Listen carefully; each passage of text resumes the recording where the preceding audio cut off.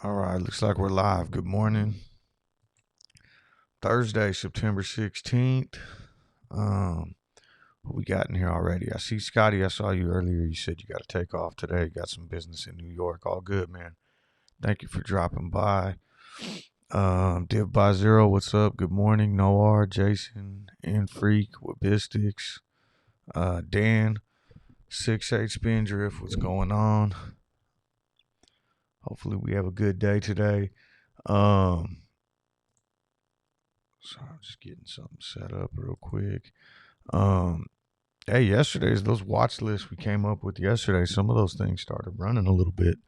I ended up hopping in on TMC late in the day and IRNT. Fortunately, I got out of IRNT though. But if you look at some of these ones from yesterday, we were looking at GRE just because I wanted to see what was going to happen with those SPRT when it converted over, and that thing just absolutely got smashed right off the open. But the ones that came up on the scanner, we had IRNT.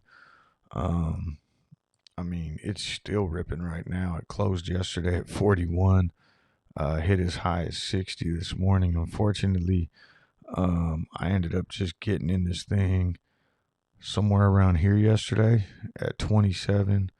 Rode it up to 32. It was, nice gain, but I wasn't around for all this. That was pretty cool ride for anyone who was playing IRNT yesterday.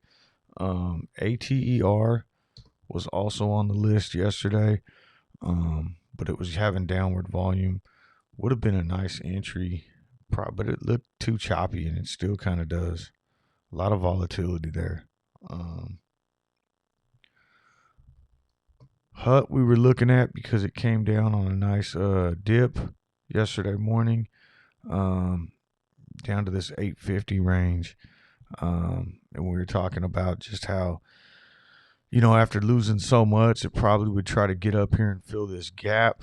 I didn't jump in, but, if you did get a position in HUT, I mean, this thing, I still think it's going to probably at least try to test like this 950 range or somewhere around here. And then the last one that I had written down for yesterday was INDP. And that one absolutely took off too. I didn't get in on this one yesterday, but I think we started talking about it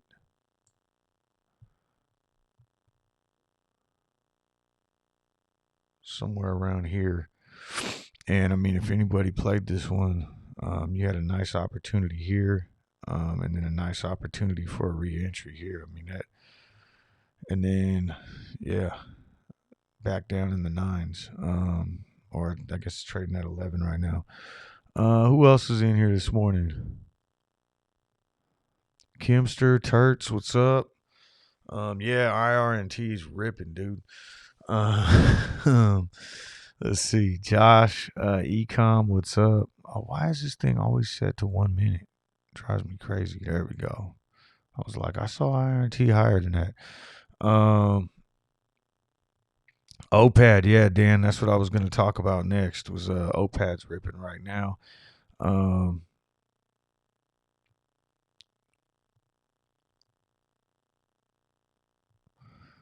Church is saying the same thing. So the only other play that I got in on yesterday was TMC, and I forgot to bring it up during the stream yesterday. The night before, I was reading about that being a decent short squeeze, and I was just something that I was kind of like watching while I was at work. And when it crossed VWAP right here near the end of the day, I jumped in, wrote it up, and got out. But then in after hours, I saw this thing bounce up again around, it was somewhere around 11 o'clock or around $11. And I jumped in and it immediately fell down to 10. And I started getting, like, oh man, I kind of read this wrong. And then it just started ripping again. I mean, up to 12. I did hold it overnight. And I exited right before I hopped on the stream here with TMC. But, I still think TMC, and I'm going to talk about those right now. So I'm going to add TMC just onto today's watch list, and then we'll take a look at the volume on some of these other stocks real quick. Soft Bunnies, what's up? Good morning. Anyone who's just joining. So this first half hour of the day, from 5 to 5:30, my plan is moving forward to just kind of go over some other stocks, stuff that comes up on scanners, and just things that I might be looking to day trade or get in on swing trades throughout the day. But yeah, yesterday was a pretty decent day in terms of just jumping on some of these and riding them. I only got on two, but the only thing I will say is if you're kind of new to this and you're going to get on some of these, runners, just always, have a stop loss, whether it be mental or, one that you're actually setting, because while there's a lot of potential for these things to pop, you also want to protect yourself from the downside because of how much room there is to go down. Like some of these ones that we're looking at, and I'll bring this up as a perfect example, was from 2 days ago. We were talking about life, and we caught it somewhere in here.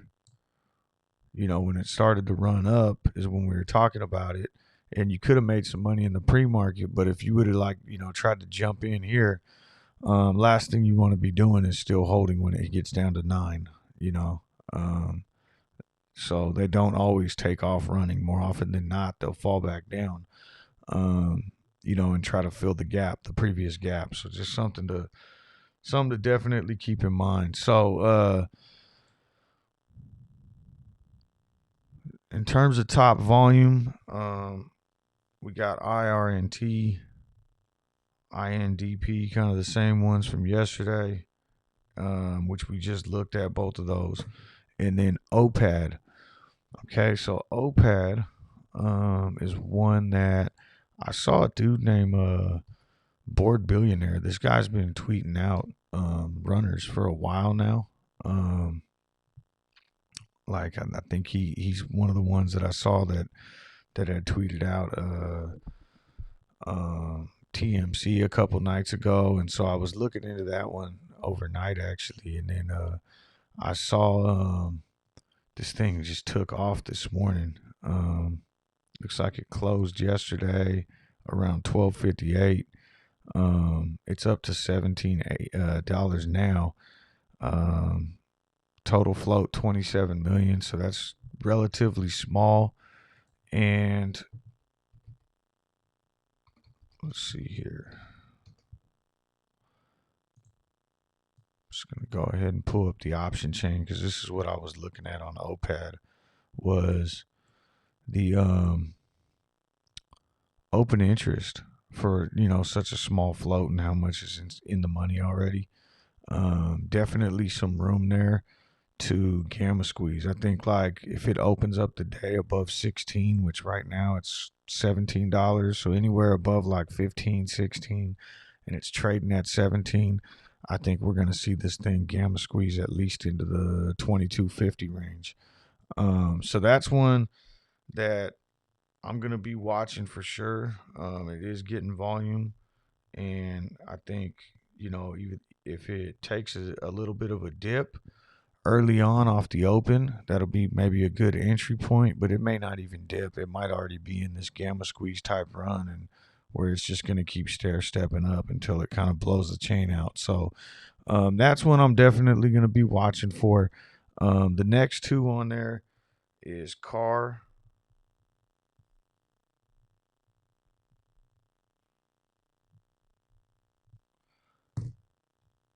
CARR. Let's take a look at that one. Carrier Global.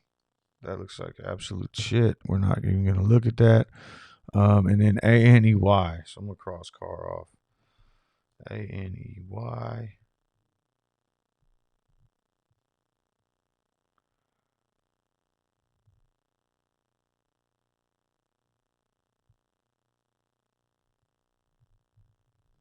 All right. So this one, let's go back and look at the daily on this. It already looks like it's been on somewhat of a run. Hit as high as 12. Came back down to 6. Ended yesterday around 7. Volume's been somewhat on an uptick, hit 102 million yesterday. Right now, why can't I see my volume right here? Let me switch this up. There we go. Only 160,000. Doesn't look like much going on there. I think ANEY is also a squeeze play as well. Let me check that out. If you guys already know the answers to some of these,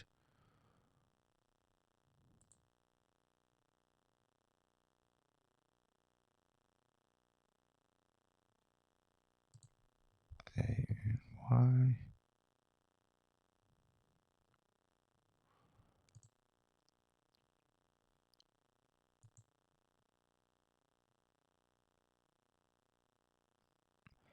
Looks like ANY has a high cost to borrow. So I would imagine it's probably up there. Oh yeah, I just found it. It's on the Fintel short squeeze list too. Number 6 on that list, and so high cost to borrow. Doesn't look like the short interest is too high, but does have a relatively small float. If we look at options on this thing, IV is let's see here. This isn't linked up. Sorry guys, I'm tired this morning. So ANY volume is at 876, IV's at 180. Pull up the option chain real quick.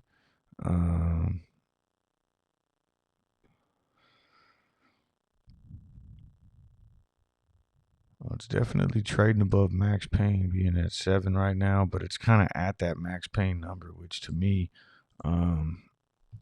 we've all kind of seen how that goes. You know, when you're trading so close to max pain with high open interest, typically you'll kind of get pinned there. And max pain is 7 for ANY. I just checked right now. So, Kamal says check out ESPR. All right, let me put that up real quick.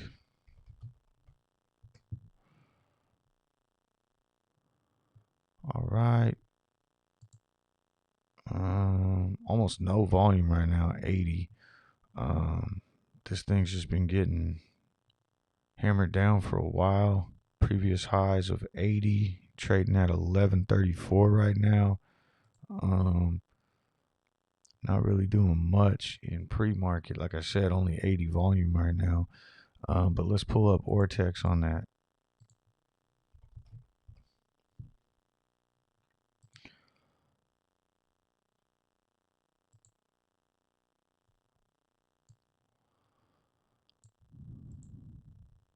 Um, 33% short interest.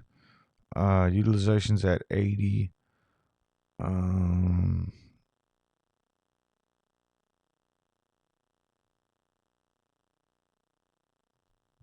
Okay. I mean, it's not bad at all. I think ridiculously low volume though.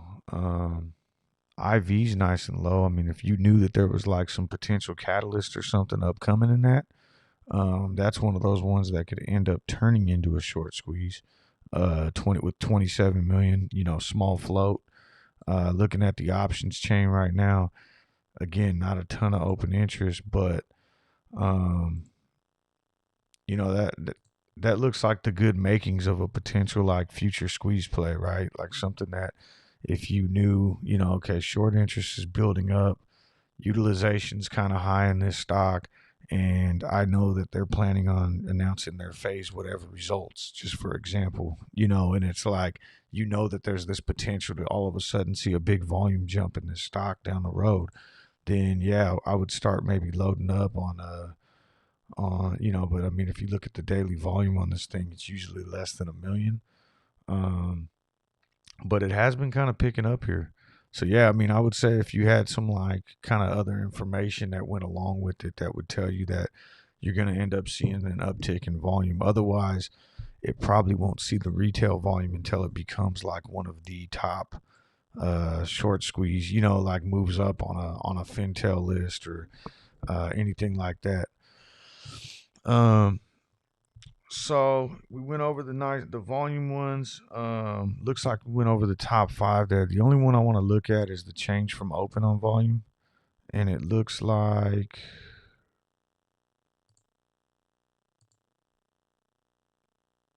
I'm sorry, increased volume. That's what I wanted to look at. These are the stocks that have the biggest increase in volume today. So the first one is IMMBY. That daily chart looks like shit. We're not going to mess around with that one. FANUY. Ross Lowe with the super chat. Right on, man. I appreciate it. $10 too. Thank you.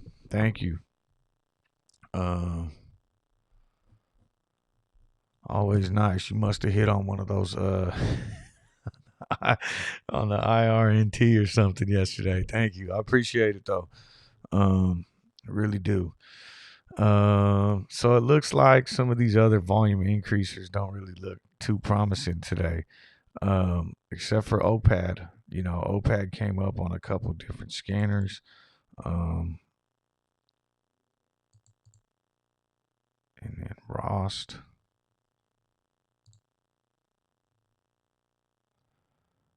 Yeah, I don't really like what I see there. I kind of like these ones that we have right here.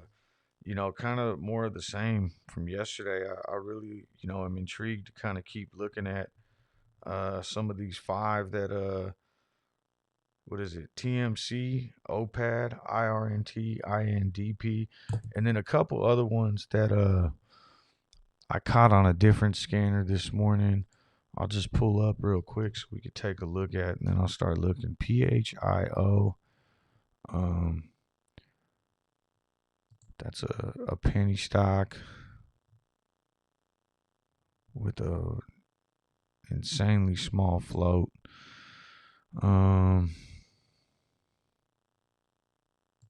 Let's see. FAMI. Yeah, I don't want to trade any pennies. IO. And LPTX. Gapped up this morning. Look at the daily. Yeah, I'm good there too. So, let's go ahead and look at some of these now. Let me change this back to CLOV.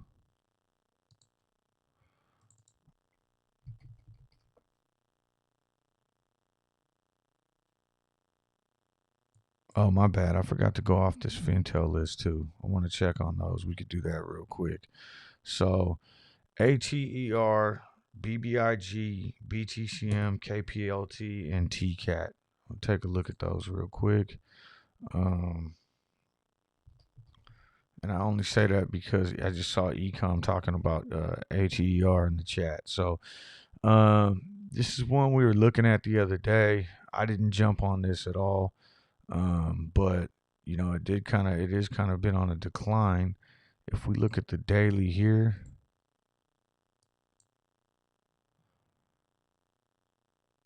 it ripped up to 19. I want to say we checked out Max Payne on this yesterday. Max Payne's at 10. Stock right now is trading at 1090. So I'm gonna put this on a list for next week, only because short interest is still high. There's so many plays out there, and I'm not really looking to like buy and hold something new right now. I'm looking to just kind of jump in.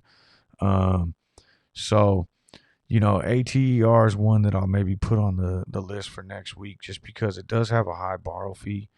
And it's got high short interest, and it's definitely sitting at the top of this list, but I just see it getting kind of stuck at Max Payne on the week. BBIG, especially with all these other runners in the market right now. BBIG looks kind of interesting.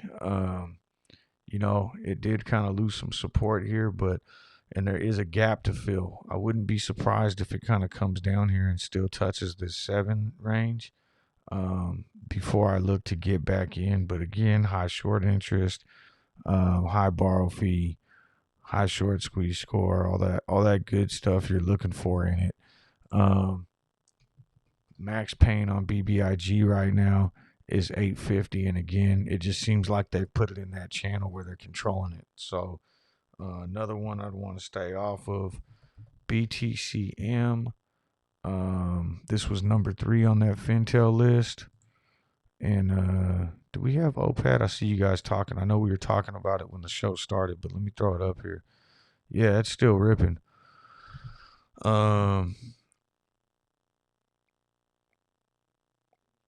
And honestly, this TMC is one that I wish I wouldn't have got out of.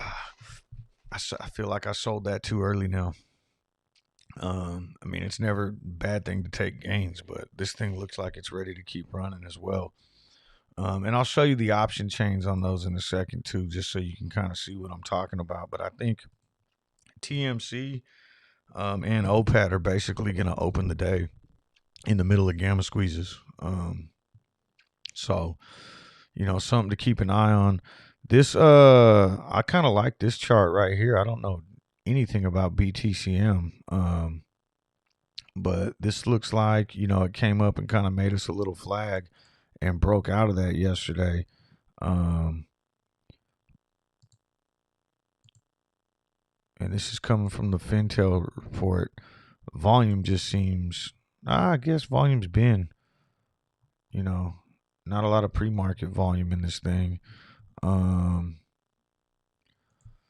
BTCM have options?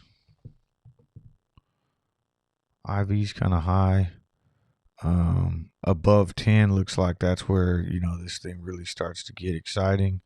And again, it's close to max pain. I've kind of noticed that with like this Fintel, the top of the Fintel list, it's like you're getting late news now. By the time it becomes a high score on the Fintel list, in that top 5 category, even thinking about CLOV, when CLOV was like number 1 on the Fintel short squeeze report, it already had the attention garnered to kind of, where it wasn't worth it.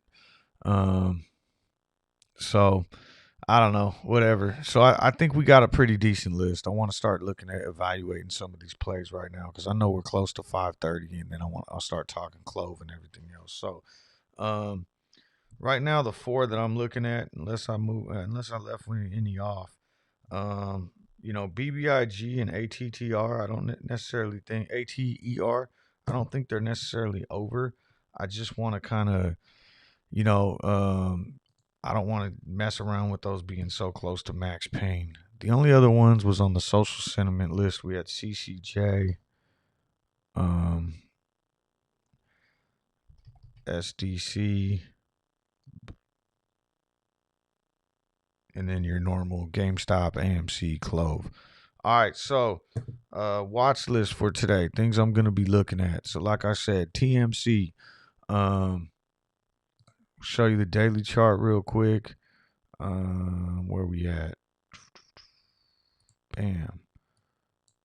Already a lot of volatility, but what I like about this play, or liked yesterday, what made me hop in, was, it kind of had this support level right around 9. I mean, it was trading there for a long time, and so when it started experiencing all this volatility yesterday, and then it came down and was trading right here near the right near its base, that's when I hopped in, and I jumped out already. But looking at this chart, it looks like it's getting ready to go break this 1575 again right now.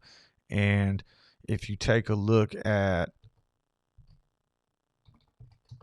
the option chain, this is the other thing that was intriguing to me, is just the float size being so small.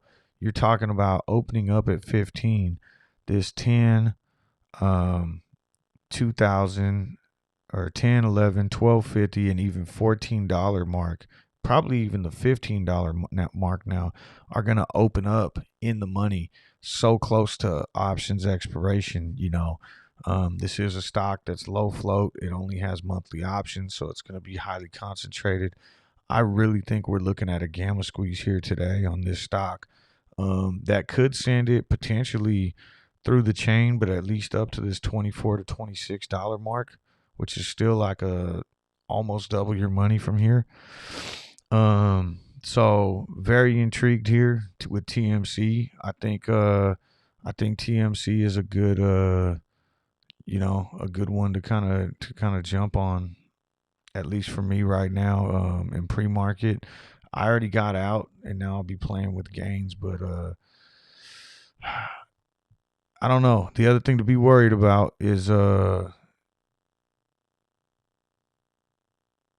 obviously a huge gap to fill here, right? But I think we're past that with this one. I really do. So again, that's one that I'm really high on right now. I think it has the room to run between now and Friday. OPAD was the other one that we were talking about, and I mean this thing is just ripping right now. Small float, 27 million, and kind of like I said, same type of deal I'm looking at there. Low float, high open interest. Um, I know these numbers aren't as big as what we just saw on TMC, but there's like literally no puts on the other side. So it's not even having to outweigh anything. This options chain goes up to 25. My expectation was anything opening up between $15 and $17 is going to kick off a little gamma squeeze. And I think we're actually in the middle of one right now. So RSI is hot. It's starting to cool off. This would probably be, again, if you were looking to get in, a decent entry point, but make sure you got a stop loss set. Make sure you're protecting yourself because a lot of downside here, right? So, but yeah, this one still looks like a decent runner today. And then the other two were IRNT, which I absolutely exited that one too early too. It's starting to cool down.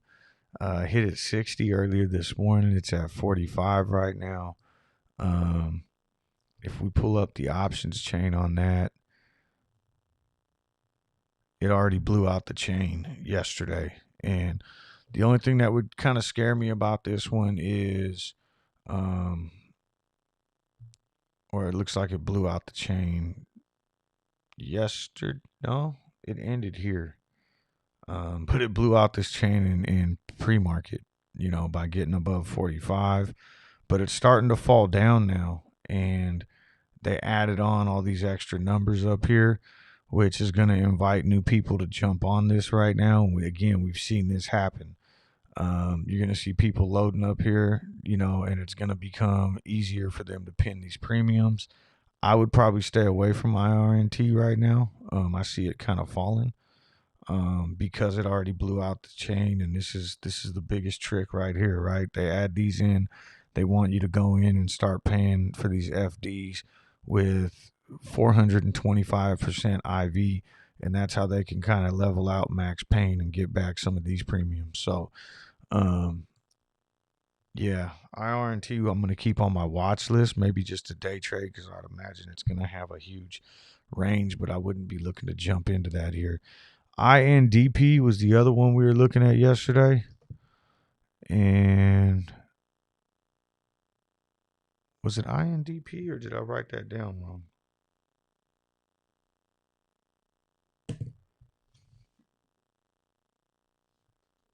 Yeah, it was INDP. There we go. All right. So with this one, there is no options on. So no gamma potential that I could see. But, it hit the high at 28. This was a short squeeze play, I think. Or was this the one that was on the pharmaceutical news? This was the pharmaceutical news, I believe. Been looking at too many damn stocks in these mornings. But yeah, and I want to say it had an increased price target to 20 on its news ticker yesterday.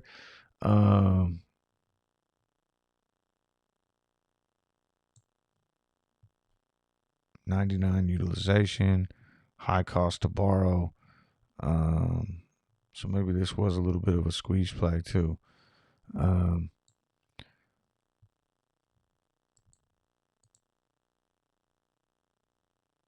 me look at the daily real quick.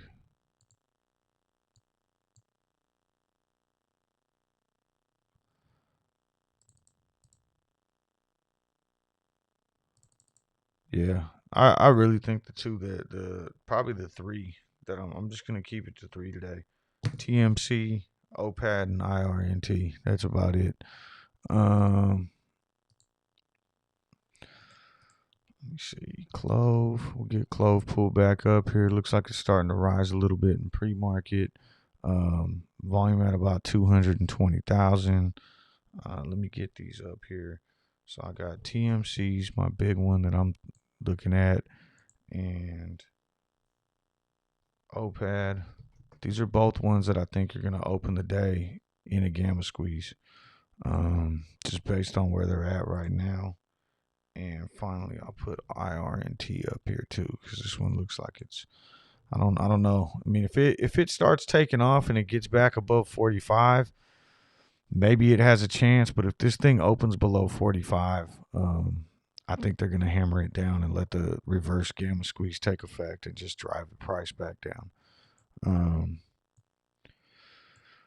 All right. So, sorry guys, I got way behind in the chat. Thank you again, Ross, for that super chat. Shrimply McPibs, what's up? Michael, Present Minds. Present Minds, great question. Gamma squeeze and short squeeze, they're absolutely different. So basically, and I know this question was a long time ago, but I wanted to circle back to it. So a lot of times they can work in tandem. And what I mean by that is, a gamma squeeze can kick off a short squeeze. That's usually how it happens. But basically, shorting a stock is when you bet against the stock, right? You're borrowing shares, you're selling them into the market to drive the price down. And every time the stock goes up, you lose money. You gain money when it goes down. So, as the price of the stock goes up and people who are short the stock start losing money, the way that they get out of their short position and close their short position is by buying back those shares that they sold. Well, when they buy it back, that forces the price to go up too, right? The same way that when you sell a stock that you were long on, it ends up driving the price down. So anyways, a short squeeze is when the price goes up to a point to where, these shorts need to get out because they're losing money, and now it's kind of like forcing them to buy their shares back, which drives the price higher, which ends up forcing more shorts out and driving the price higher. It's kind of like hitting stop losses as a stock's falling, and buyers or people who are long the stock end up just selling, because their stop loss was hit. Well, that just keeps driving the price down. That's a short squeeze, right? So the price starts going up, shorts are forced to buy, drives the price higher. Now, a gamma squeeze, on the other hand, is options related. So, and I'll pull up OPAD just as an example. Just keep in mind that these numbers don't always reflect the same for every stock. So, if right here we're looking at open interest, and every single day it looks like I got to do this now. It drives me crazy. I don't know why it doesn't save. Let's see. Delta. Okay. So every options contract has a delta assigned to it. Like right now, this 1750 strike has a 0.42 delta. Okay, so that means that there's 100 shares per the contract. 0.42 of them typically should be hedged by the person who sold the contract. So that's how many they should own. Now as the price of the underlying stock goes up, the delta is going to rise. Okay, so the people that are selling these contracts that need to have the shares to back them up need to continue to buy these shares. So when the stock price drops, delta goes down like it is right now with OPAD. Now, just when I first started talking, this delta was at 0.42, meaning if you were the options contract seller, you should own 42 shares. Now, again, as we're talking, it went down to 0.38, Now I could have sold 4 shares because I only need to own 38 of them to hedge. Now it's back up to 39. So now I would buy another share to hedge. So a lot of these market makers and people who write contracts, they have computer algorithms that just do this for them. So every time they write an options contract and sell it to someone who went out and bought a call, that person who bought the call, is basically the market maker's now going to go buy whatever the delta is. So if you go in and buy this $25 call right now, they would go in and buy, maybe buy up this 7 shares to cover that. Now, as the price goes up, they'll continue to buy shares to match the delta. So what a gamma squeeze is in that sense is, as the price continues to go up and the delta it starts to increase, these algorithms that these hedge funds have are just going to start buying up shares to hedge against their options contract. Well, as they're buying, what happens? Buying creates upward pressure, and that continues to move the stock price up. But as it moves up, the delta continues to go up, and so they have to buy more. And then so eventually on gamma squeezes, they kind of run out at the top of the options chain. Now, the other thing then why I said they work in tandem is, so let's just say with OPAD, and I'm just using this as an example because I have it up right now. But if all of a sudden OPAD gamma squeezes today and hits 25, well, depending on what the short interest in this stock is, if it's got a high short interest, once we get up to 25 or even past there, what'll eventually extend this stock past 25 is that short interest, because now if you get a short squeeze because the stock went so high that short sellers are getting forced out, they start buying back too. That allows you to get way higher than 25. That allows it to maybe push up to 30, 35, 40, because now these guys are getting, they're bleeding. They got to get out of their short position. So that's where I say they kind of work together. I feel like, you don't need one or the other to make one happen. They both can provide explosive movement, but when you get them working in tandem, that's when you could really see a stock just skyrocket, because the options chain is adding that extra fuel for it. I hope that answers the question. I know I kind of was long-winded right there. VN, what's up? Good morning. The waffle maker. Nick, I think I just found that IRNT, I believe on my volume scanner. It was just showed that it had a huge increase in volume yesterday. All right, Dan, I hope I still caught you there. Pete says huge CLOV buys aftermarket yesterday. Yeah, I saw that. So, there was some big buys on and I'll pull this out just so we could see it because I have it over here, on the time and sales down here yesterday. I mean, I'm not going to go all the way through, but I want to say they were like 1.3 million each or something like that, on the time and sales. So you could look at these and actually see, like right now, this is, what exchange something's coming on and everything else. I didn't actually see it. And the screenshot that was floating around on Twitter didn't show if it came in on a lit exchange or if it came in the dark pool. I kind of asked some other people and they said dark pool, but they didn't have confirmation either. They were just going by what someone else had told them. I would imagine that came in on the dark pool, because we didn't see a big increase in price. If we look back here, this is CLOV right at market close. Even the volume didn't print, which is insane. I mean, you saw two orders come in for 1.3 million, I believe it was, and I could be wrong. It might have been 1.2. I don't know, but they were huge orders, and the volume didn't even print right here, on the chart. I'm going through scrolling right now, looking at this volume tab right here, but so we didn't even see that volume appear anywhere in there, which is kind of weird. But my assumption would be dark pool for an order that big. And I know I probably sound like a broken record now talking about this, but every time there's a buyer, there needs to be a seller, right? Whether that's in a lit exchange, which is like the open market, which influences the price of the stock, or in a dark pool, which has no influence on the price of a stock. But there always needs to be a buyer and a seller. If there's not, so let's just say someone came in and wanted to buy, what is that? 2.5 million shares, I'll just say, and did it in 2 transactions like that. And there's no seller on the other end, then essentially that's the market maker is giving those shares out or selling those shares that they didn't own, and that becomes a naked short position, right? Because now they just sold stock to somebody that they didn't own, and they routed it through the dark pool so that it wouldn't influence the price, but it still should have printed on the volume, which is kind of weird to me. Anyways, I did see that though, and then the fact that there were 2 exactly identical orders was kind of weird too.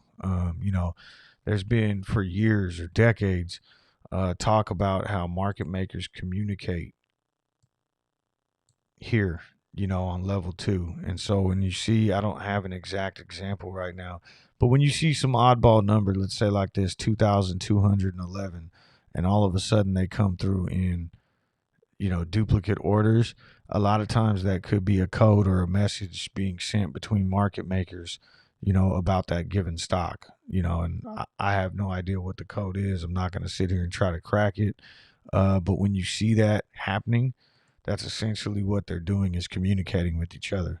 So, they send through 2 orders because everybody gets to see that print, and they're that big where they're 1.3 million a piece, and they match up identical. There's something going on with those numbers that give them some sort of code, either like let the stock run, or we're still going to send this thing down to this price, or whatever it may be. But that's all part of the market manipulation that we're dealing with.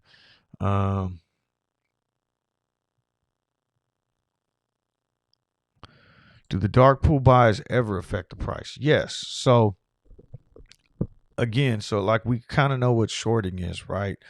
So, the concept of shorting, I'm borrowing shares from somebody, selling them into the market, and I know I need to go buy them back at a later time. I have to, right? I mean, I got to cover that short position. I just want to do it at a cheaper price. So whether I route it through the dark pool or not, let's just go with like the theory that I just said. So right around here, the price was trading at 819.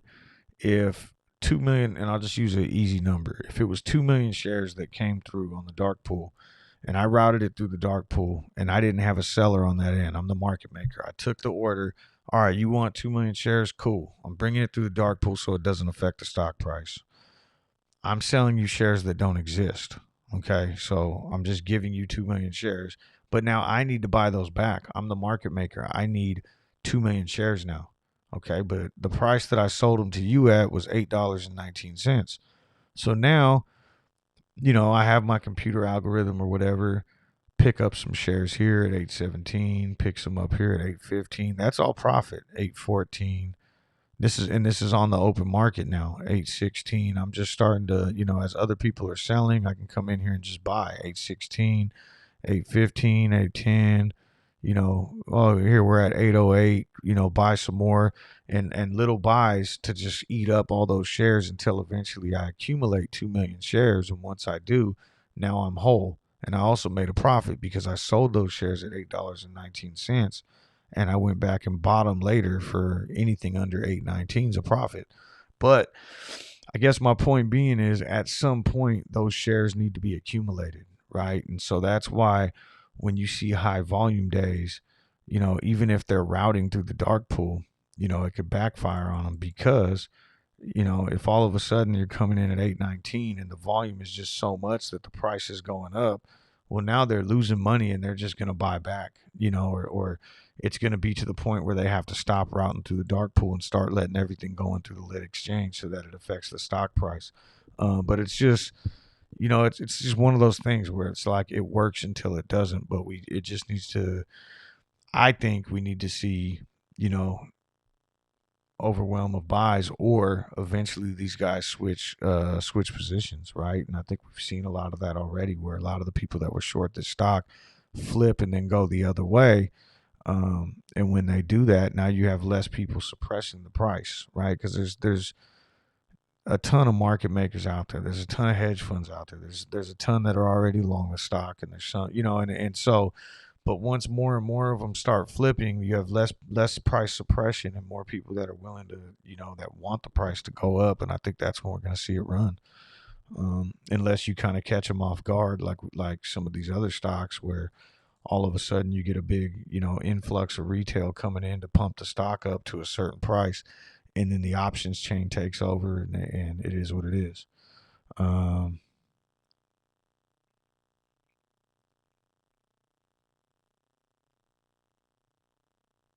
David Johnson, what's up?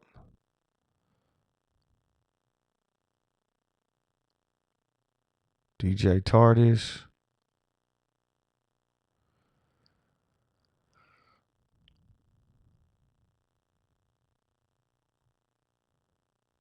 Co-creator, what's up?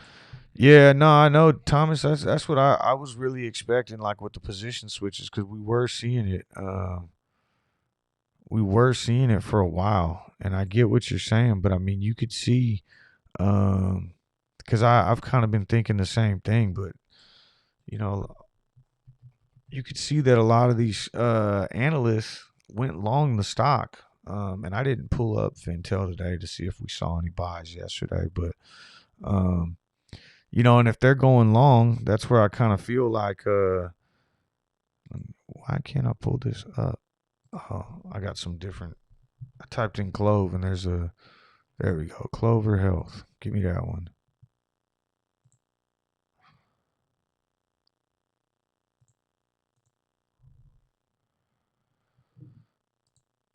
Yeah, JJ says Groundhog Day each day with Clove. Nah, I feel you, and that's why um, I try to always keep some extra cash on the side. And see, with Clove, it's like one of those things, and it starts like you said. It's kind of like Groundhog Day and whatever, but I think I've kind of come to the point of I don't really know what to call it, but where it's just like I'm happy with my investment. I'm happy with the amount of shares I own. I mean, I'd love to own more, and at these prices, it's just a continued opportunity to kind of continue to load the boat and just keep getting more and keep getting more and keep getting more. Um, but also using what's the word I'm looking at? Like I've been, slowly keeping cash on the side to kind of make more money in other plays while I'm waiting. But I do think that this is going to be the play. It's just it might take some time. Um,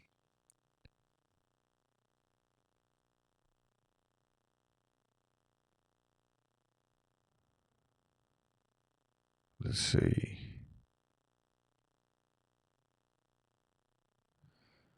Chef Daddy says, any thoughts on if INDP? I looked at that one a little while ago, and I don't really know. Like I don't know where my news feed went. Hold on. Let me just pull that up so I could check it out, because I think that was the one that I had saw yesterday was the pharmaceutical one, right? And I think it had like an increased price target from what I'm remembering of like $20, something along those lines. And there was the short squeeze play in there as well. But what I didn't like about it, or is that there was no options on it, and you know, I mean, I guess that could be a good thing too. It's actually starting to run again here. And I want to say that price target on there was 20. So, I mean, if we're at 13 right now, we might see it, continue to go. It's getting a ton of volume still, a ton of volume. Um, yeah, maybe I will add this to my watch list too. I crossed it off my watch list. Um, about 15 minutes ago, Chef Daddy, because it would look like it was coming down. And I'm like, it looks like maybe the hype's over. And then it looks like volume just absolutely started picking up here in the last. I wonder what my volume scanner says now. Oh, yeah, it's number 2. Yeah.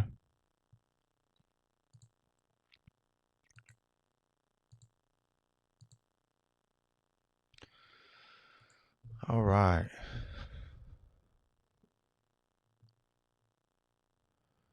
Oh, Ben saying check Tradie Ticks. Yeah, let's check it out. I want to say yesterday we looked at. I got to start doing that too. We can start seeing, check out the Tradie Ticks every day and kind of see, maybe see if we could pick up some runners for the day.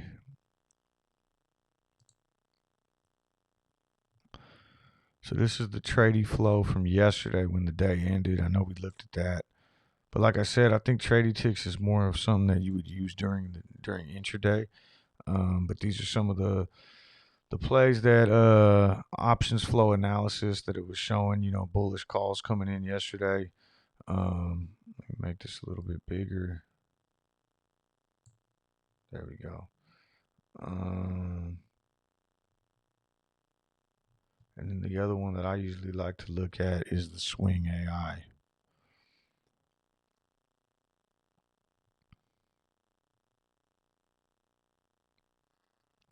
So these are all plays that kind of came in at the end of the day yesterday.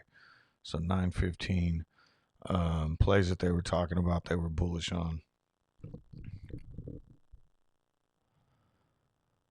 Space. MGM. Those are two from my previous watch list and UAL. Let's check that out.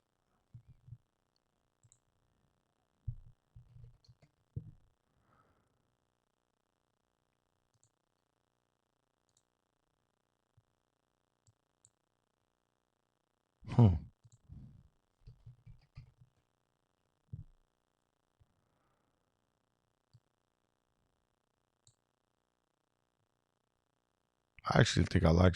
I'm not doing anything now, but I'm gonna write these two down as ones to look at for potential swing trades. Just because I'm familiar with both stocks and I've traded them in the past, but space. I know we were talking about it even on here back in June. Had that nice run up. I think we grabbed some calls. I got some down here on this run and sold way too early because it kept running to 58. And I know it's had some negative news now, but I love finding battered down stocks that I think are, good companies or ones to, and I, seeing space, if it continues to kind of bottom out and flatten out, that might be one that I'm looking to jump in for a swing trade. And then MGM's been kind of choppy, but so is the market. So yeah, I'm not looking at anything there. And here's our CLOV chart.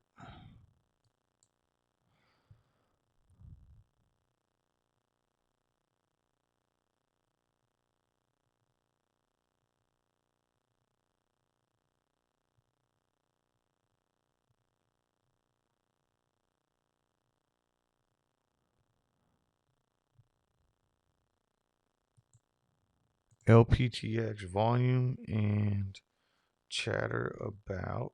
I feel like we just saw LPTX. Oh yeah, LPTX was on a screener that L Train actually pointed out to me. I feel like we looked at that a little while ago too. We did right around 5 a.m. I want to say I pulled it up, and it looked like it was declining, and it's kind of coming back right now. Yeah, LPTX was one that I had popped on a little bit earlier, and then SDC. The reason I didn't, I was looking at SDC and I kind of was let me pull this back up.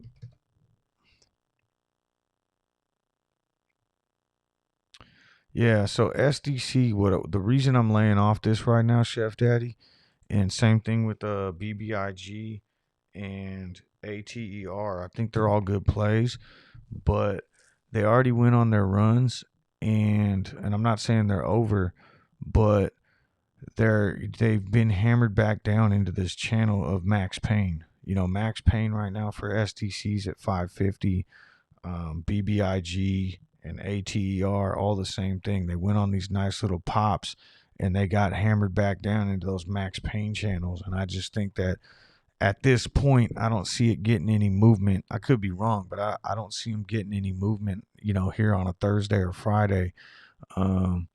when those would be the easiest ones to kind of, continue to put down.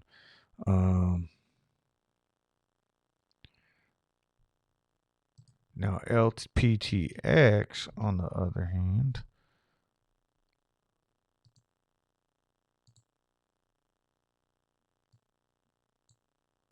is trading at, so it looks like 324 up here. Right now it's looking to open at 250, which is here.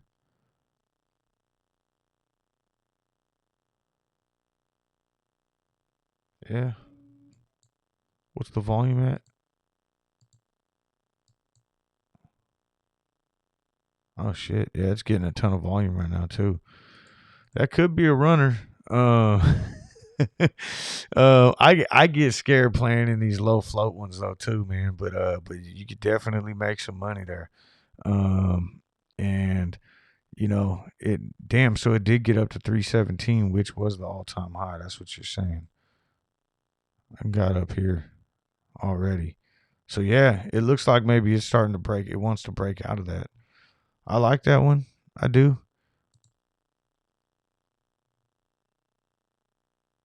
Looks like it's kind of hit resistance here twice. I'm looking at a weekly view now.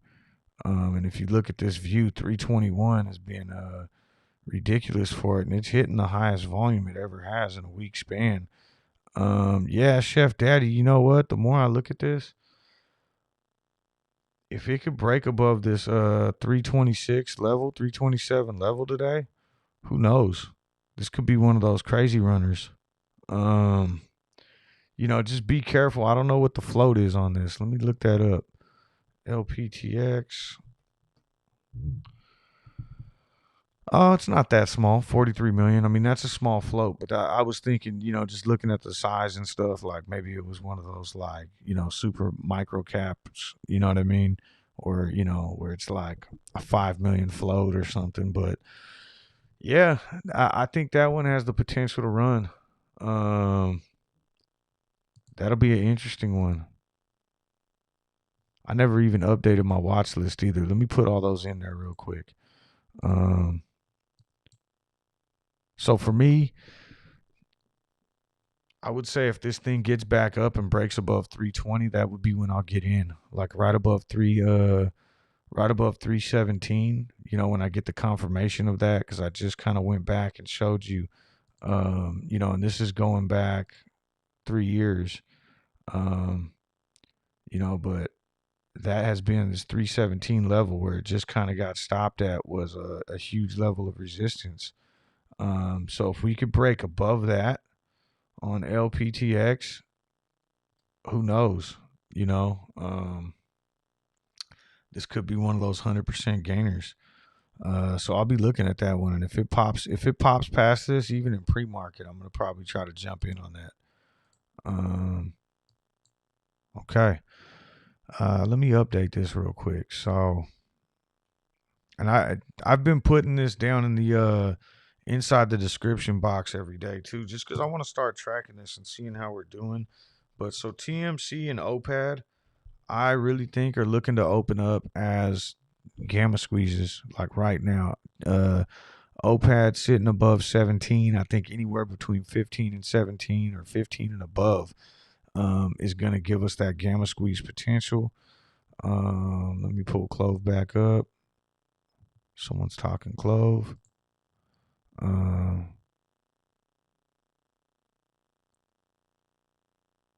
Let's see here. So TMC and OPAD, IRNT and INDP were off yesterday's watch list. And then I'm going to go ahead and add in this LPTX. And I like LPTX just to jump in. If it breaks 317, that's where I would be jumping in at, just to see if it can go higher, if we can break above this, and I'll probably set an alert on this throughout the day, even if I'm at work and all of a sudden it's late afternoon and this thing gets above 3, then I'll start watching and look to add on or jump in right here at like 318-ish, and see if we can get a big run out of that. I like that one.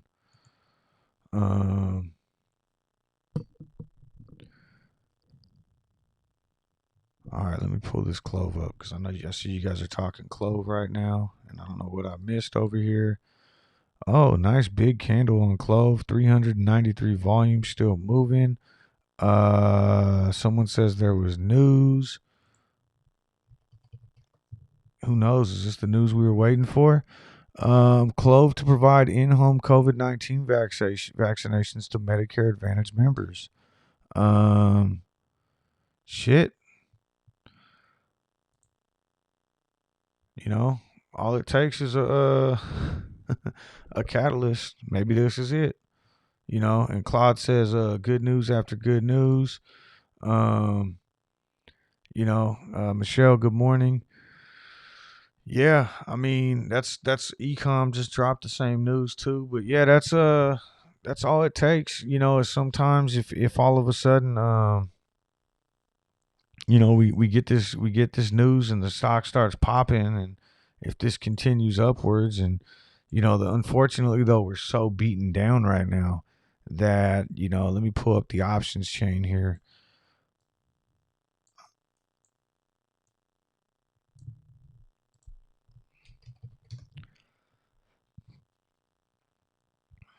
And this delta is off right now. There's no way that's at 1 all the way across the board. But open interest, if we really wanted to see some action this week, I would say we need to get up above 10 today, and things would really start to heat up. If we can open above 9, that would be insane. If this news drives us above 9, I mean, we could potentially see some action today.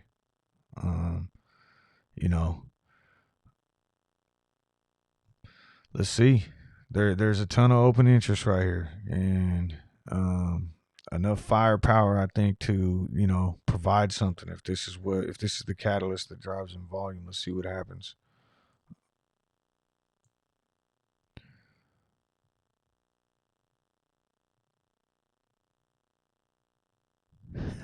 Star says, "Kids, watch a movie. I got to trade." Oh man.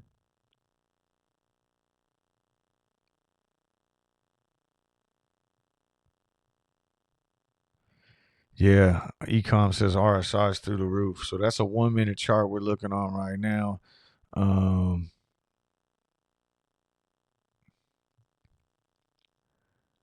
With all that news we have gotten there, news moves the stock. Not complaining, just curious. So what I would say, JJ, on that, I'm gonna throw up this 15-minute chart just for Chef Daddy. Oh man. Yeah, so with the news there, I mean, why this news? Why does this move the stock and other news doesn't, and all that kind of stuff? I mean, I get you, but I think what happens is when there's good news expected, and they know it's going to drop, short sellers will try to hit the stock hard to kind of shake, play that psychological game with you. And if this stuff comes all of a sudden out of nowhere in pre-market, you see this volume, maybe you can catch them by surprise. But you can already see we're starting to get hammered down a little bit off that news already. But RSI was already hot as hell. So let's see. I'd love to see us stay above VWAP right now and maybe continue with this volume. We're almost at 1 million, and the volume was like insignificant a little while ago. So,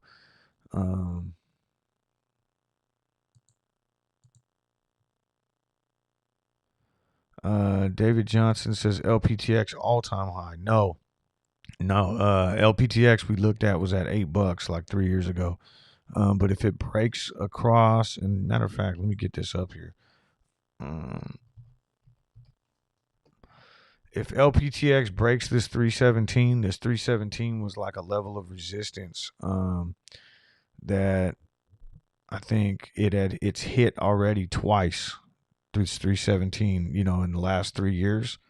So if it can break above 317, I think it does have some legs, where it can start running, especially with the volume it's seeing right now in pre-market. So LPTX, I think, could be a runner today. And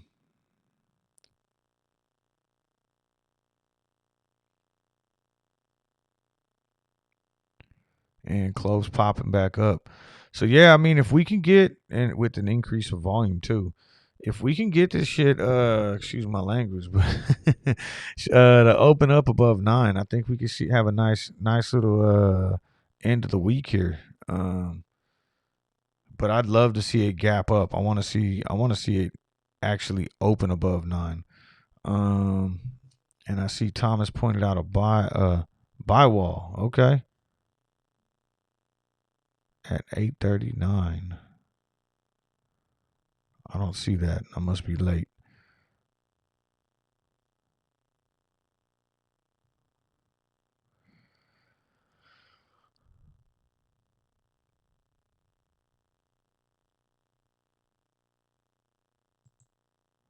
Good morning, Coach. Just got in. Did you see or check out IRNT? Yeah. So we were looking, the 5 plays that I went over at the very beginning of the show was we went over a lot, but the 5 that I put on my watch list was TMC, OPAD, IRNT, INDP, and LPTX. Those are the 5 that I'm going to be looking at today.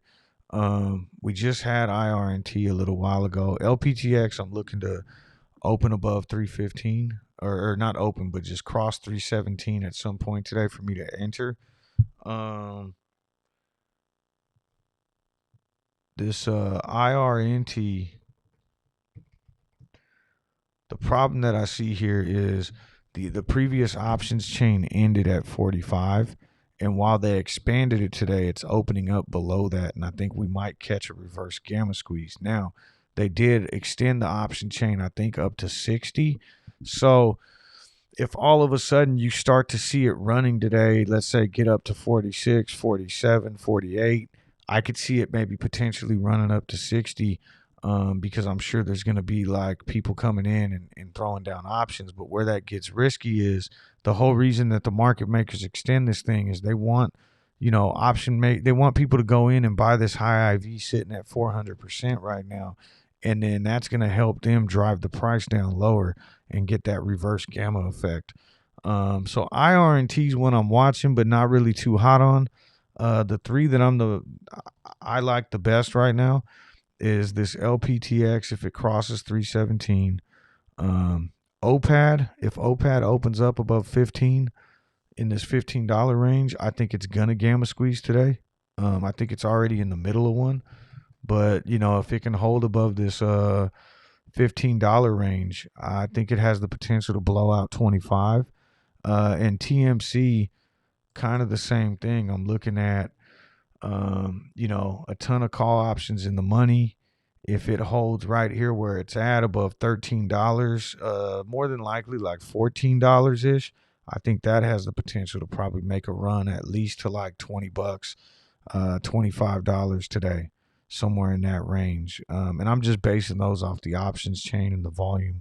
But the fact that these things gapped up and they're opening up so deep in the money. So those are these 3 that I have up right here that I'm going to be watching. But there's still money to be made with all this volatility, right? So, I mean, even with a stock that like IRNT, it's kind of like the way I played TMC yesterday. I think it's going to see like a early morning dip. But once you find the bottom there and get confirmation of a reversal, you should be able to. I'll show you exactly like yesterday. We gapped up here. Where are we at? Is this yesterday?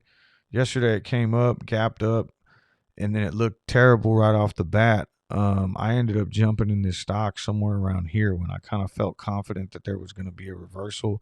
And then I was looking to get out at VWAP if it hit resistance, but it busted through and bounced off. And I don't remember exactly where I exited at. And then, same thing with TMC. So there's a lot of opportunities there, but this thing's been running so high now and so hot. If you look at where it was at just a couple of days ago, and there's still a significant gap here from the other day. And it's gapped up even higher now in after hours. I think we might be looking at a pullback today on IRNT.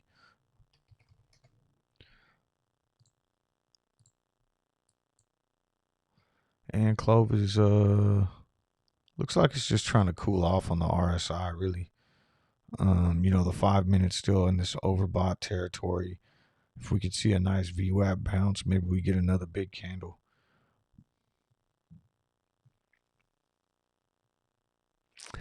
Ecom says, Coach gets excited when he curses.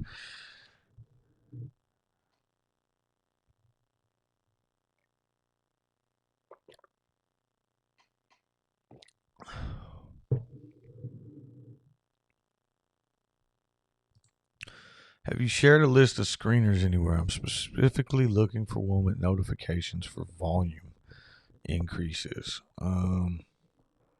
So what I use is just like the free screener that came with my Street Smart Edge. It just says it's just top 10 volume and then volume increases. But even if you look at the settings of these things, any sort of screening software you have should have, the ability to kind of, set these settings in here. Like let me see.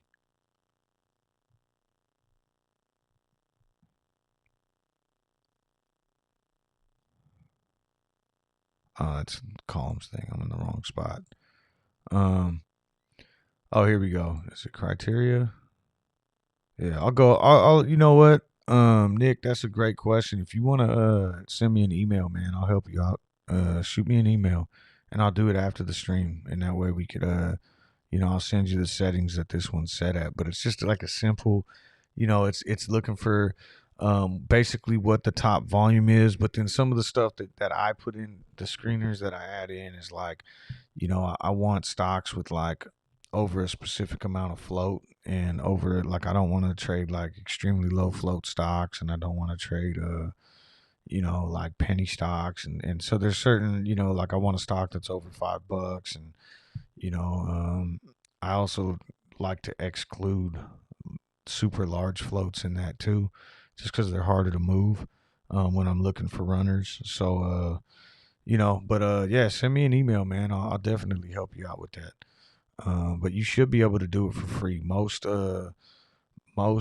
trading apps, like my Thinkorswim, my Street Smart Edge, they give you the opportunity to just go in there. Like, you shouldn't have to pay to get a screener like that going.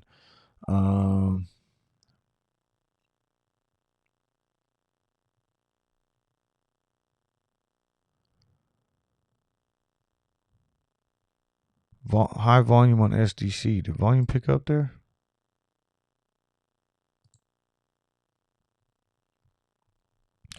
I think I talked about SDC a little while ago. I just unless something changed in the last couple minutes, I think SDC is probably going to get pinned at Max Payne today, and I'm going to be staying away today. But I put it on my list for next week to come circle back to. Max Payne's 550, and they've been successful in getting it down in that range, and I think they're just going to keep it there for the rest of the week. What did I have up here? TMC. TMC starting to fall a little bit too. OPAD probably looks the strongest, I would say, for a new entry right now. I like OPAD. I like the OPAD potential. If it stays up here for the next 13 minutes, it's going to open up in a gamma squeeze.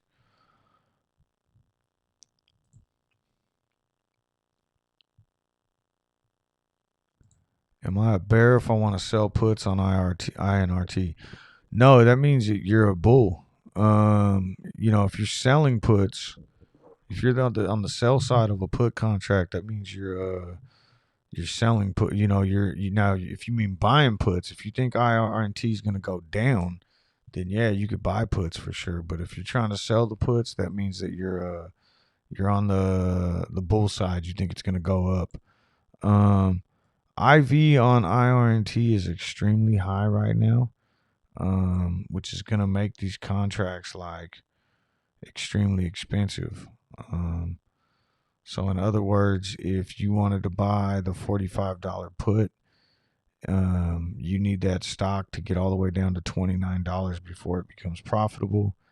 And you're you only have 2 days for that to happen. So I mean, it's just,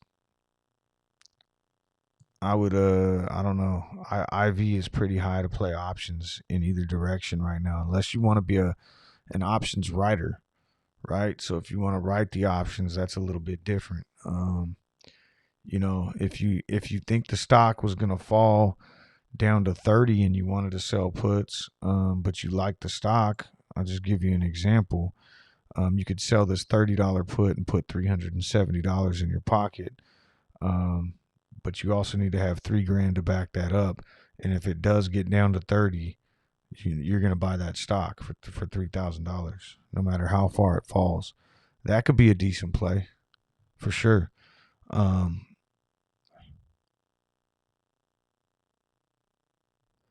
Jawad says check the option chain on BTCM.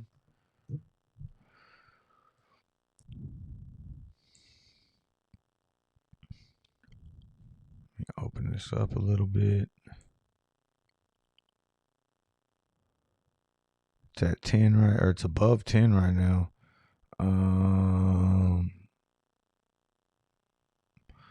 That looks pretty intriguing too. BTCM was on one of the lists we saw this morning. Oh, it's on the Fintel list as a short squeeze candidate. Huh. And it's well above here.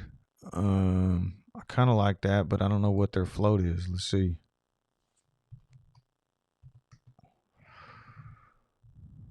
$57 million. Daily chart looks nice. Oh yeah, that was one. We looked at this one yesterday or this morning, and I had said, I do like the way this chart looks, and it does look like it kind of was forming a little bit of a flag that it broke out of yesterday. Yeah, I want to say we went over this one this morning too. There just wasn't a lot of volume going on in the pre-market. But yeah, for the float size and where it's opening up right now, it's got some potential too. IV's kind of high, but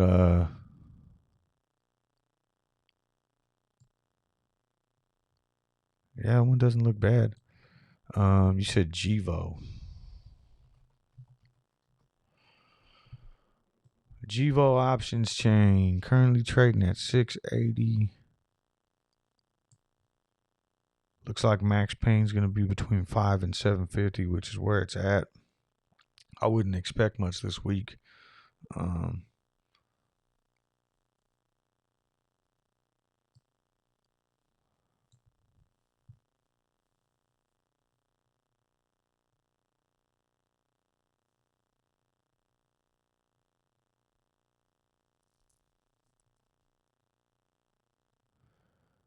The news said that CLOV is partnering with MetaRive to administer in-home vaccinations. Is MetaRive a new or existing partnership? I don't think I've heard that name before. So for me, at least, I think that's a new partnership.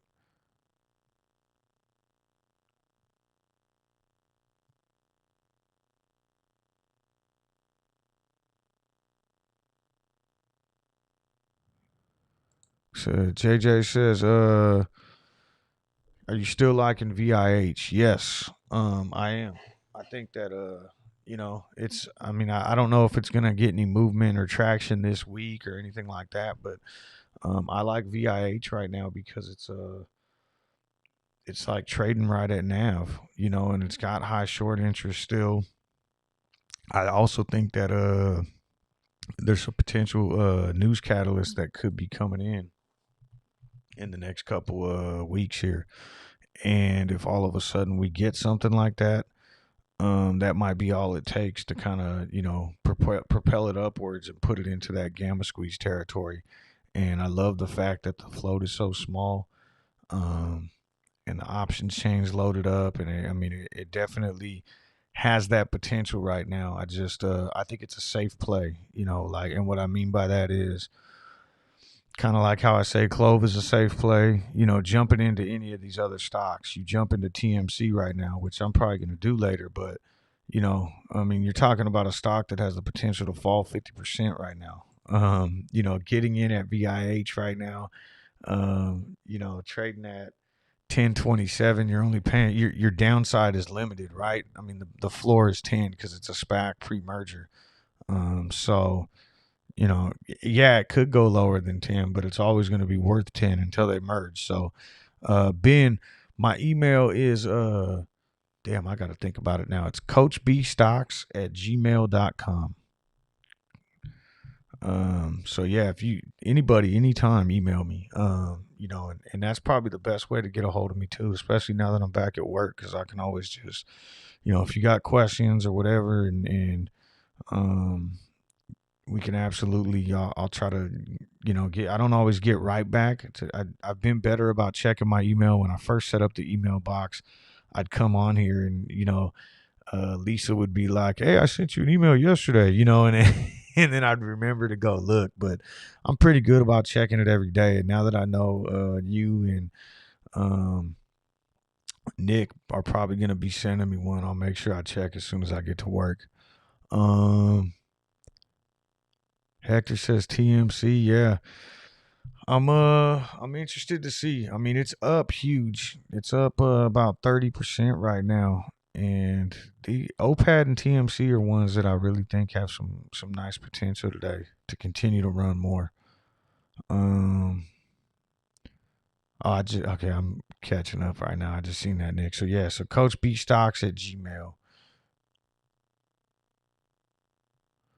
What's up, Scotty? Kenneth, good morning.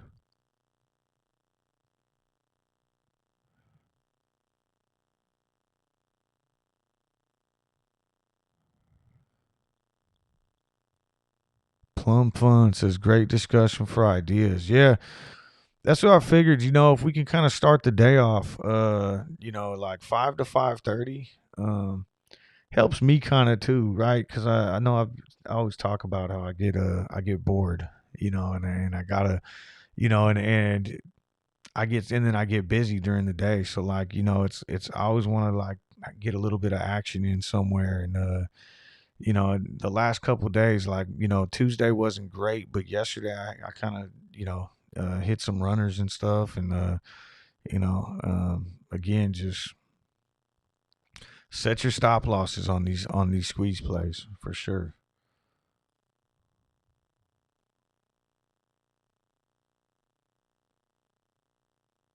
Oh, there you go. So Ben, yeah, that's the email. I see Nick just put it in there. Right on. Chuck, so ATER, I really like the play, but it got pushed down to max pain, and so for me, I'm not looking to do anything with it this week. I just think that if it's something was going to happen with ATER, I just realized I didn't have Clove up. There we go. ATER, BBIG, and SDC all got pushed back down to max pain. And so, if they were able to control those stocks and get them back down to that area, I just think that they're going to keep it there for the rest of the week. So, I'm looking at, for right now at least, in terms of something to look to get into for a potential run. I'm liking TMC and OPAD's potential. Those are probably the top two that I'm looking at. And then just finding some timing to enter back in. I exited TMC this morning, somewhere around here right before I got on the stream. And it's kind of been going down right now, but it is, like I said, going to open up in kind of a gamma squeeze territory. And so is OPAD.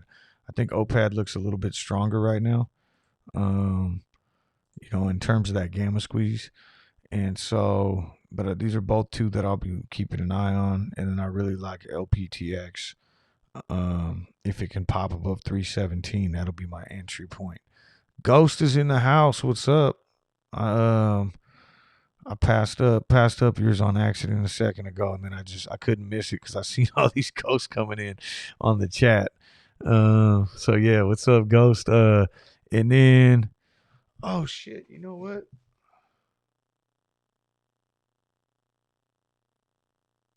I'm tripping right now.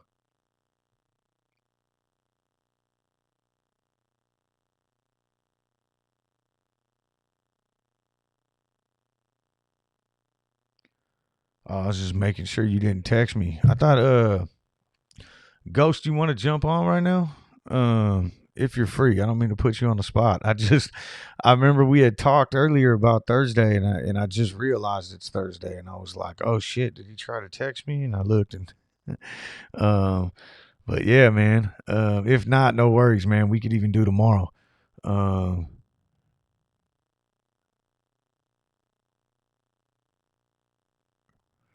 CLOV just got a new partnership with MetaRive. Yeah. I saw that a little while ago. I think that's what kind of caused this little volume spike right here. I was really hoping that maybe we could have got a nice little run, opened up above 9. But we didn't get that. Hold on 1 second.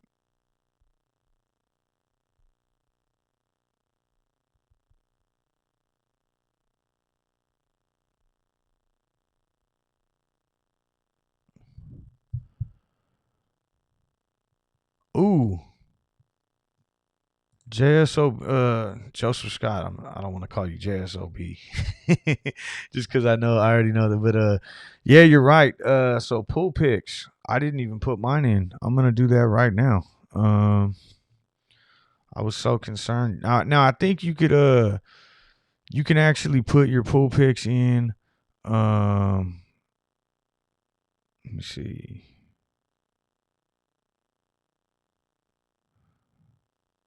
You can put your pool picks in at any time. So even if you don't do it today, that just means you can't pick tonight's game. But um, you could still go in before the game's on Sunday, and even if you were to forget, you can go pick a team in the Monday night game.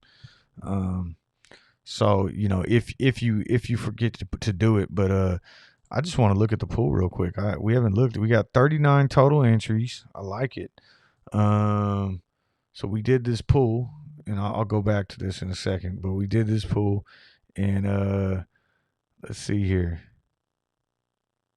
Pick summary. Nobody got eliminated last week, but it looks like 16 people ended up having to get mulligans last week. So everybody gets one chance, to one do over, and 16 people used them last week. But we did have 39 entries, which is going to be fun, and I'm uh, I'm excited. I'm glad you reminded me though, because I definitely got to go get my picks in. Chuck, right on, man. I just saw you became a member of the channel. I really appreciate it. I appreciate all of you who've become members. It means a lot. I was just talking to my buddy the other night about this. Actually last night. Like, I do this because it's fun. It's a hobby.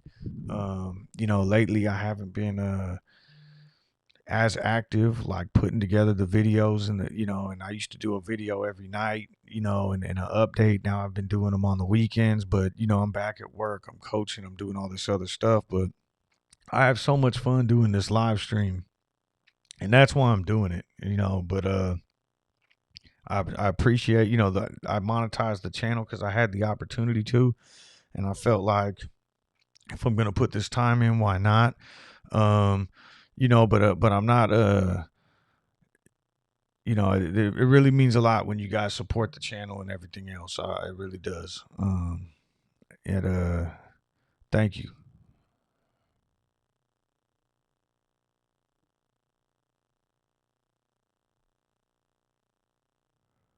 Michael says, make sure you pick the Atlanta Falcons. Who's playing tonight, man? I've been so busy. I don't even. Looks like a barn burner. Washington and the New York Giants. Man, that's gonna be the least exciting game of the year. I feel like. I don't know. I'm not a big NFC East fan at all. Although I am excited about the Cowboys and Eagles now. All of a sudden, they both. I want to see what happens with them, but I don't know. I can't believe that's the primetime game. Sorry, any New York or any Giants and Washington fans. Sorry, I know Scotty I think's a Washington fan. Um, but let's see.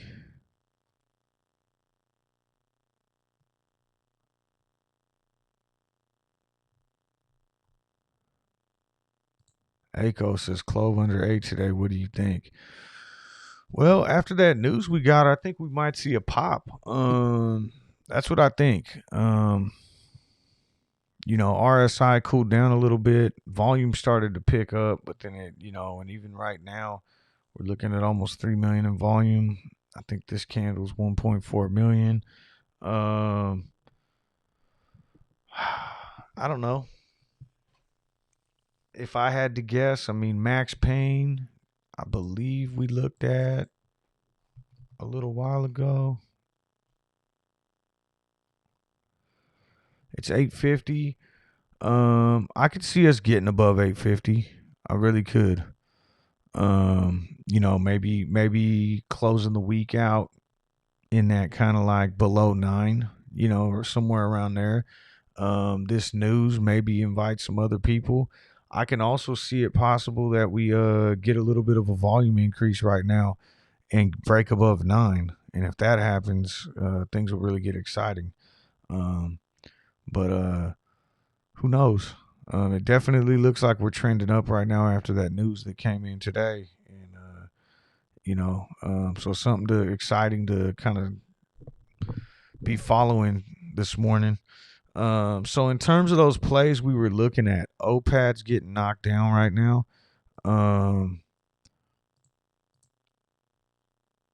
don't think it's going to go back and fill the gap back down. I think once we see a reversal here, if you see any sort of reversal, this is only 1 minute too. I would wait to jump in this if you haven't already. I would wait to get into OPAD at the sign of a reversal on a 5-minute candle, right? So if all of a sudden we see like a 5-minute breakout, something like that. But I do think that OPAD has the ability to gamma squeeze today. I really think that it's already in a gamma squeeze, but I think it's going to end up hitting above 25. Let me see. I'm just looking around here.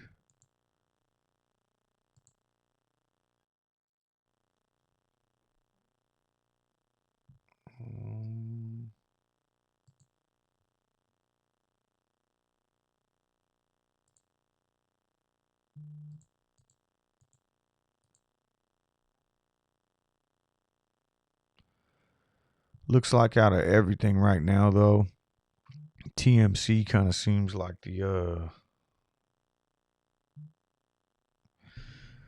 TMC kind of looks like it's got the most strength out of these three. Maybe if you were still looking for something to get in, but it's still early too. I usually, I don't know. I mean, they're both up huge, but they both have huge potential to run. For TMC, if all of a sudden we saw it, break above VWAP and continue to go, maybe that would be my entry point.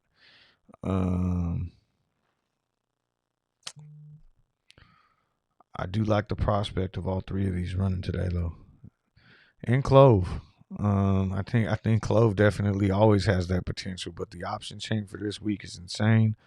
We're just so close to max pain that I see it, a good opportunity for a market maker to suppress it. Whereas like with the TMC or an OPAD, they're already way past their max pain point, so they've already lost control. Is SDC moving right now? I'm just gonna take off.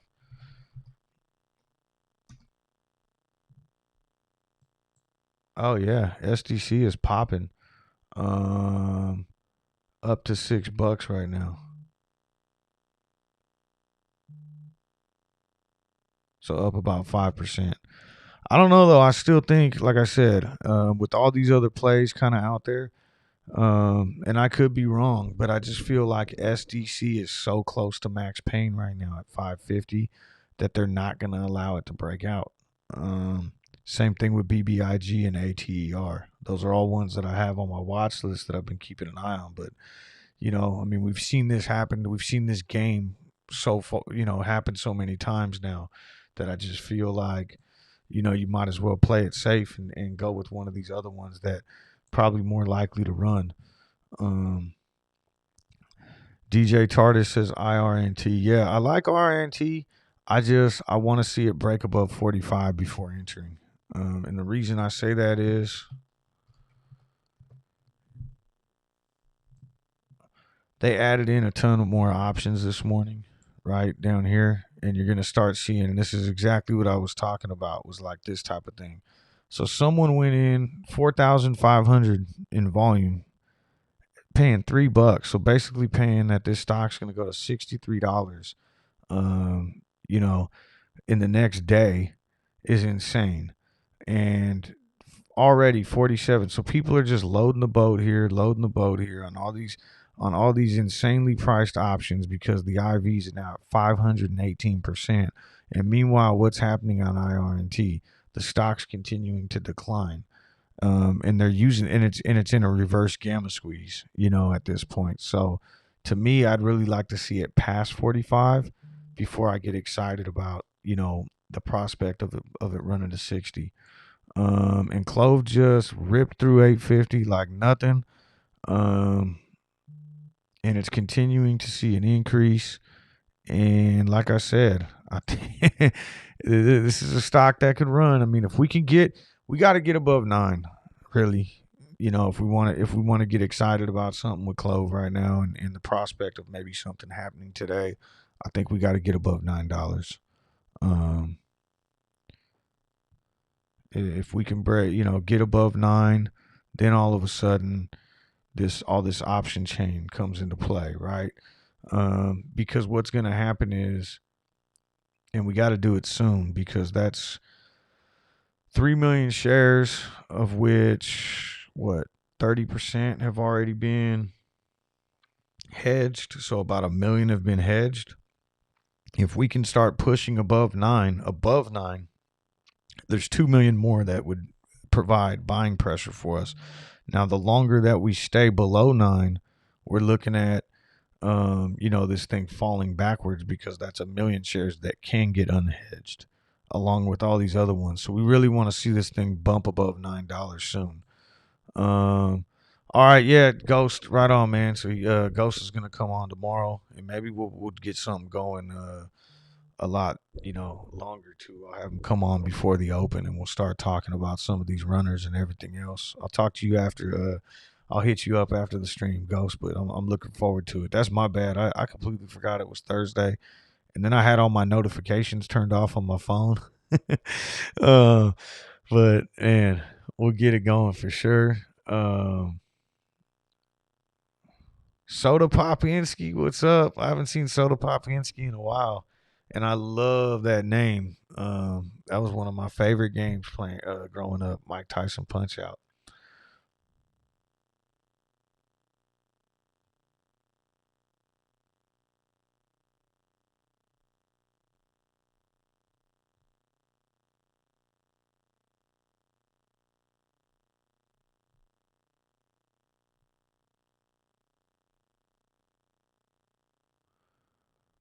Let's see here.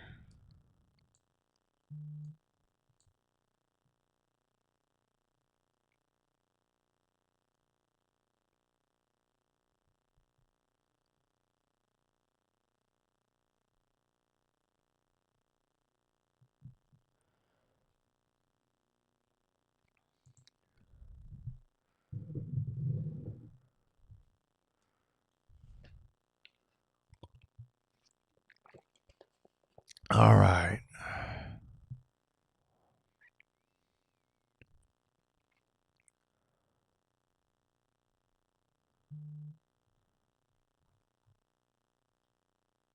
All right, what's up, Soda Pop? Let's see here. So Clove's falling back a little bit. Again, was kind of overheated on the RSI there. Looks like it's pulling back a little bit. All right, co-creator. Good luck, man. I said I read your comments. Don't agree with them, but honestly, I'm just gonna say this, and I'm gonna address it now without saying, but I just want to put it out there. Like, again, I do this as a hobby. I do this for fun. Um, and this isn't about making money for me. It never has been. If I'm gonna make money, it's gonna be off the stock, not off my YouTube followers or anybody else. And I've been very, very open with everybody about that. I've always done everything I can to promote everybody in this community, everybody across the board. Um, and I don't want to be involved in any drama. And I think I've told everybody that. Um, yeah, man, co-creator, I love you, bro. I hope you make a lot of money in this, but I don't even want to know what you were told by who or what or whatever, man. But I'm staying drama free, and I'll continue to promote everybody. I think you know, and again, I don't want to badmouth anybody or nothing like that, but I'm gonna support everybody and not just one person. And that's if that makes some people feel uncomfortable, so be it. That's who I am, and I always have promoted everybody. So yeah, you know, um, it is what it is. Um, all right.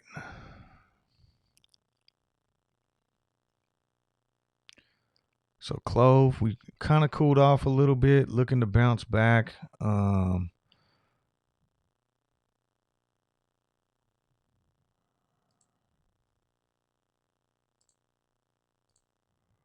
There we go. Yeah, stars. Everyone but short sellers.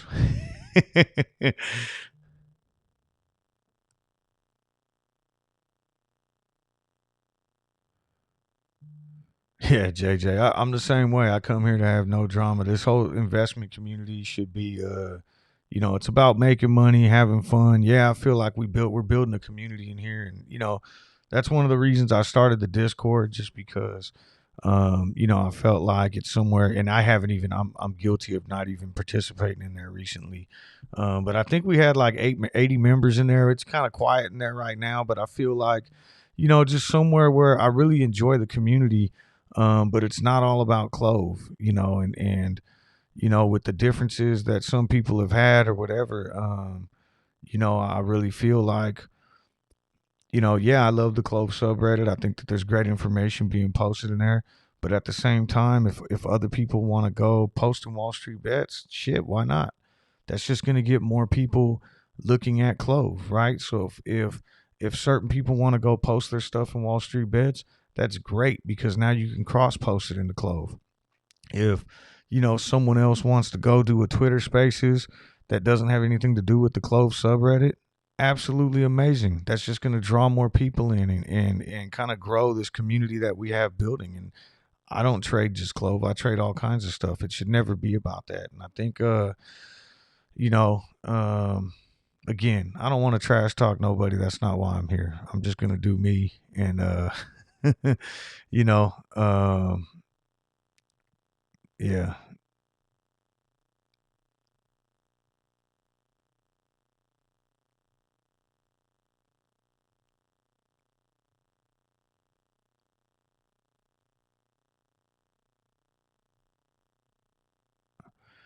All right, I'm just catching up.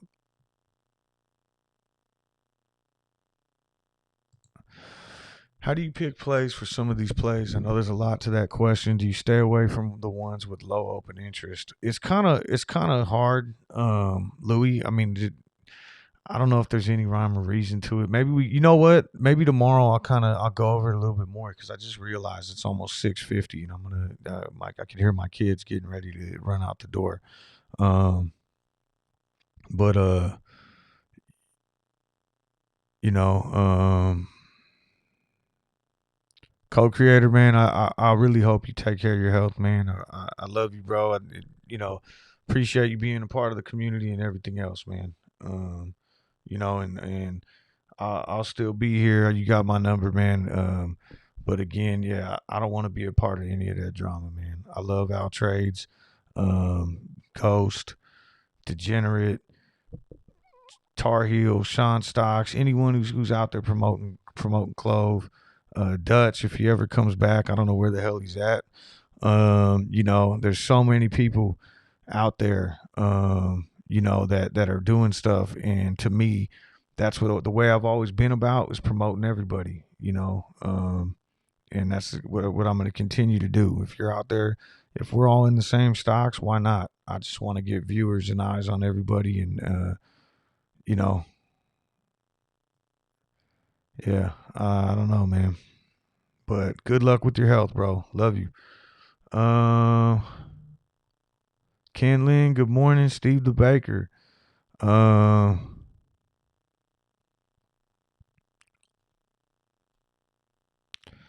what's up?